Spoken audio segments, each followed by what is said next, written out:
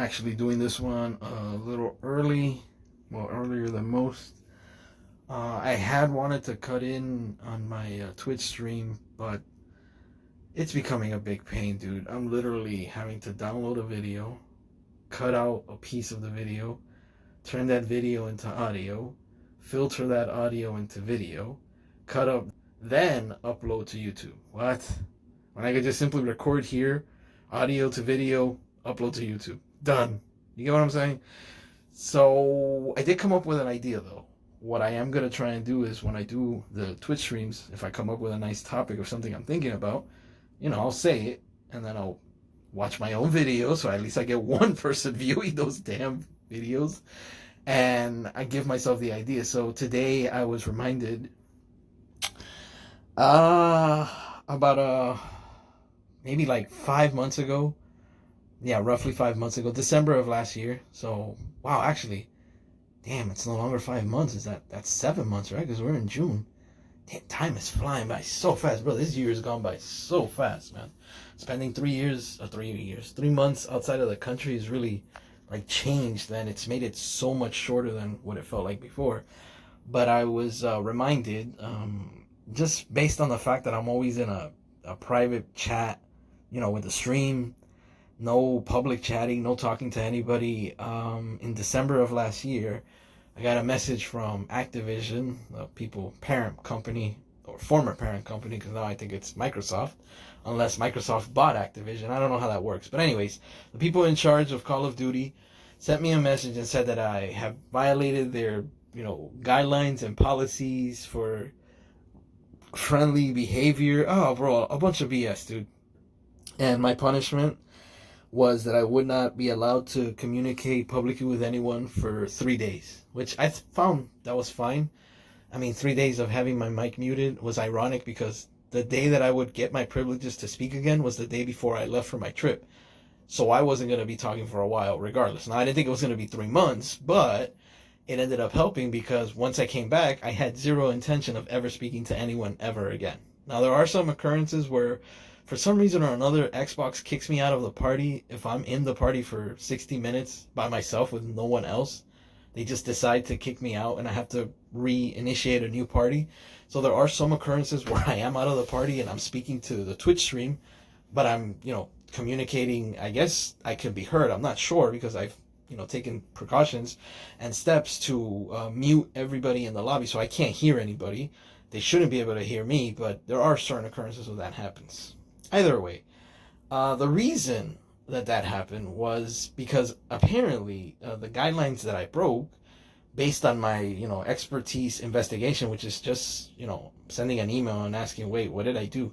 And I was told that I had complaints over the language that I was using. And you know what? Not to be a hypocrite, as I always do, devil's advocate, it is correct. I had, and I still do for most of the time, a slight problem with foul language when it comes to the nature of rage. I'm not the guy that breaks remote controls anymore. That was something I was doing when I was 10 years old. But I am still the person that the F-bomb here, the S-bomb that, the B this, the B that, the suck my, F in this. Because when you get angry, you have to express yourself in one form or another. It's not that it's directed towards any particular player, but if you understand the state of mind that you're in when you're angry, when you're enraged, when you're just throwing F-bombs left and right, and you have some smartass try to, harp on you with, you just don't want to hear it at that moment, and you kind of lash out. So apparently I might have said something to someone or someone's, because the system works where you have to get complaints across a multitude of people, through random days, for it to eventually say, okay, yeah, you said something and, shut up. Here's your punishment, right? My thing is, though, there's a reason why the system has created a mute button. When you're speaking with someone and they're saying things that you don't like, you have the option to mute them. Now, I get it. Look, we're in a society nowadays where the First Amendment no longer even exists. Most people don't even know what it means. I think they keep in mind the the fifth in one way or another. I plead the fifth. I refuse to say anything. I'm not going to incriminate myself, and I'm not going to say anything. And I think it's taken over the first, where the First Amendment, which I believe, if I'm not mistaken, I'm not a genius when it comes to this, but I kind of remember that it guarantees you the freedom of speech. Now, this isn't to say you can go off and start, harping on, the president is this, or, man, what's that word? It's the word when you're, like, making fun of somebody and you're bringing down their character. Like, you can't do stuff like that. There's no profanity. You can't instigate a riot. Freedom of speech doesn't mean, let's go and, storm the White House like, President Trump did with all those people, before he was president, and he decided to send tweets and say that we should storm the White House, even though he wasn't storming. And people did it in his name, which I don't know how people forgot about that. Like, this guy was instigating riots against the United States.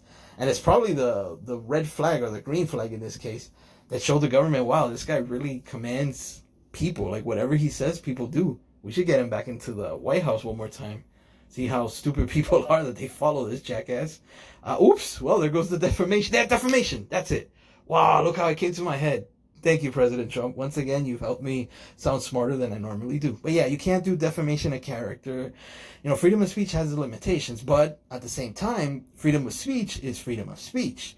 You're supposed to be allowed to speak your mind because others are strong and, I don't want to say smart enough, but they're cognitive enough, let's use that term, to understand that it's your opinion. It's your right to speak your mind. I shouldn't hate on you just because the things that you're saying I feel are wrong. Now, if I have a different opinion, then I can stand up and I can voice my opinion. And you know what that's called? It's called dialogue. That's called you speak, I speak. You speak, I speak. And together we communicate and we speak and we find a middle ground, or maybe we don't and we agree to disagree in that sense. That's gone out the window. That doesn't exist anymore. Case in point, whoever it is that I offended in that video game, man, woman, child, whatever, they could have easily told me, hey, man, what you said was wrong. I don't think you should have said that. I feel hurt by you, and I'm going to report you because da-da-da-da. So at least I have an idea, and I could actually, in that sense, be, oh, wow, I'm really sorry. I didn't mean to offend you. I'm just having a really bad game. I came into this lobby, and I'm 4-30-something, and I don't know how it is that I've died this many times, and whatever. You can, hey, everybody loses their cool, and everybody has a moment of the blah. And you could always rectify it if somebody checks you, Hey, hold on, man. What you did, this and that. But that's not what gets done. What gets done nowadays is people hide in their little caves. They, press their little buttons. They, report to the authorities. Hey, that person did this, and that. They get you in trouble, and then they expect you to learn your lesson without you ever knowing who it was. It's kind of like, damn, man. It's one thing to say, I don't like what you're saying, and I feel that your opinion is very negative towards me, and I would like you to stop. And it's another thing to just stay quiet, accept everything that you hear, and then behind the person's back, report them to the authorities so that they could get in trouble. While you hide, again, in your little cave, very, very safe, because nobody's ever going to do that to you. What? Doesn't make any sense, man. Doesn't make any sense. So that's what, came up, because I don't know if someone had asked me, or I was just coming up with ideas like, wow, I remember when I used to talk to people. I don't know, man. Every Twitch stream is different. I have to repeat the same thing over and over again because I'm not expecting you to be the same person that was listening or, watching, 2 months ago, or in this case, 5 months ago. Well, 7 months ago. Look at me with 5 again. 7 months ago when this happened. So you're not going to remember, say, hey, I remember in December when this and that. Trust me. I don't have people following the channel that much. Or I don't know if it's a channel, the stream, the Twitch, whatever. So I just wanted to make a point of that, and that started making me think that that's basically what this YouTube channel is. This is essentially nothing more than my First Amendment right to speak my mind. I'm basically thinking of things, I'm recording them, and I'm uploading them. And I hope that within a few years I come back to this channel, I can go back and just review my thoughts and review, wow, this is how crazy I was back then. Man, I really needed a job. Oh man, but seriously though, it puts you in a mind frame where you tend to feel kind of scared to even speak up sometimes. And this happens a lot in relationships. It happens a lot with, husbands and wives, where the wife won't speak up against the man. It happens in jobs where an employee won't speak up and say, hey, why did you just hire X new employee making an extra dollar than I am, while I've been here for 5 years and I'm getting less money than them? You get kind of tentative and scared and think, if I say the wrong thing, I'm going to be punished. Yeah, more likely than not you will, but that's not your fault. That's society's fault. The fact that we no longer have philosophers that go around, telling people how bad their lives are, and that things should change because, you should do this, you should do that, instead of us accepting it and thinking, wow, man, that guy has a good point. Or, you know what? I don't follow you. I don't jive with you, man. And this is the reason why, having some sort of a counterpoint, we don't do that anymore. Now all we do is listen and obey to what we're told, and we move on. And you think, no, man, nobody tells me what to do. Bro, do you know what a television is? Do you know what waking up in the morning and the first thing you do, turning on a TV, do you know what you're doing? You're essentially waking up and saying, good morning, master. How may I serve you today? So that your master, which is usually the news, because that's the only thing that's on that early in the morning, tells you, yeah, today this, and this happened. You should be careful when you go out. It might rain. Oh, okay, well, you're warning me about the rain. That's helpful. Yeah, but I'm also telling you that, 8 people got murdered in your neighborhood, and you should be careful when you go out. Okay, I mean, I'll be careful against the rain, but how, murdered? Like, what am I so? Yeah, they also broke into a house, and, they raped the dog, and I believe they set a car on fire. Like, huh? What? Like, how is that helping me? It's, again, we're not going to go into, the manipulation of the mind, the media, putting fear into your head so that you live in a very scared, mindset where you think you have to go out and purchase a personal gun, a weapon, because somehow the boogeyman is always after you, even though at the same time we're also telling you that, you believe in, your God and your angels and your, religious totems, whatever they may be, and they're always protecting you, but then somehow at the same time you're scared to go outside the door because you think you're going to get hit by a train. So it's kind of like, okay, so on the one hand, you're very scared that something bad's going to happen to you. But on the other hand, your religious beliefs allow you to think that somehow, some way, everything's going to work itself out because you're good and you're the son of some magical fairy in the sky. Which is it? You can't have it both ways. You have to draw the line somewhere. But again, we're not going to go into that because maybe that's another video for another day. Religious... I don't want to say topics. I don't want to say beliefs. Let's just say religion itself is a very, very, very touchy subject. And case in point, I have a series of books that I've been writing for like about close to 20 years now. Yeah, since, high school. And I've never been able to publish them. I've never been able to actually make them into something more than just a random, thought, something that I waste my time on. Which, by the way, I had a few good ideas today, which I gotta put some notes down. Yeah, the mixing in. Somehow I figured out how to turn vampires, werewolves, zombies, and mummies. Also the Loch Ness Monster's there too. Not the Loch Ness Monster, the Black Lagoon one. All the Universal monsters, I've actually made them religious now. I've answered the question as to how they exist and how they connect to religion. So it's really cool.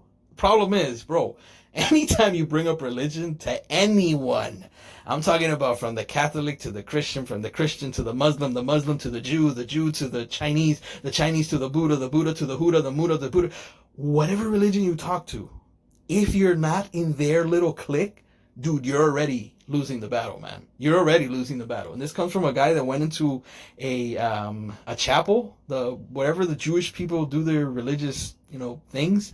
And I was actually escorted out. I was not allowed to enter because I wasn't Jewish. Or because I wasn't married to a Jew, or because I wasn't a practicing Jew, like converting to become a Jew. So because of those 3 things, I couldn't be allowed in. Bye. Whoa, man, my God loves you too. Anyways, I just wanted to bring that point across. I think I'm going to reshape the channel a little bit. I was trying to search for these videos, just randomly writing the name of a video that I've uploaded, and it's not coming out.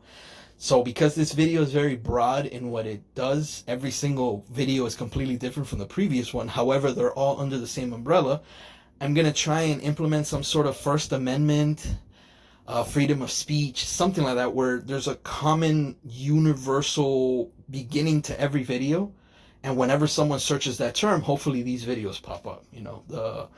The little tags and whatnot are nice, but it's just something that I think would help.